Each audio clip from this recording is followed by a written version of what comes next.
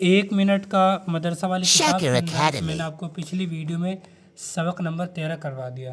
آج کی ویڈیو میں سبق نمبر 14 کو پڑھیں گے۔ ویڈیو کو شروع کرنے سے پہلے اگر آپ ہمارے اس چینل پر نئے ہیں تو اس چینل کو ضرور سبسکرائب کر لیں، شیئر کر دیں، لائک ضرور کریں۔ تو چلیے شروع کرتے ہیں۔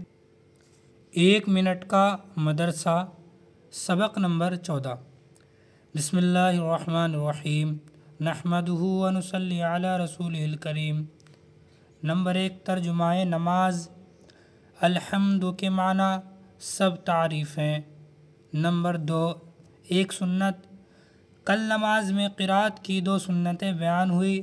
نمبر 1، تعوذ یعنی اعوذ باللہ من الشیطان الرجیم پڑھنا۔ نمبر 2، تسمیہ یعنی بسم اللہ الرحمن الرحیم پڑھنا۔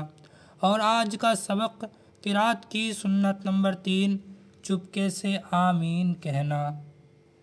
نمبر 3، ایک کبیرہ گناہ۔ بڑے بڑے گناہ جن پر سخت عذاب کی وعیدیں آئی ہیں، ان میں سے ایک گناہ ہے فخر کرنا یعنی اپنی بڑائی جتانا۔ نمبر 4، گناہ کے نقصانات۔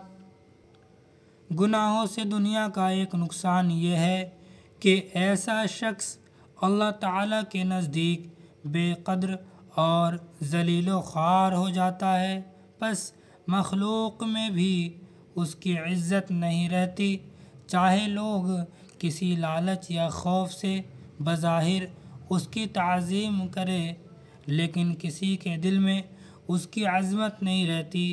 حق تعالیٰ کا ارشاد ہے کہ جس کو اللہ ذلیل کرے اس کو کوئی عزت دینے والا نہیں۔ نمبر 5، طاعت و عبادت کے فائدے۔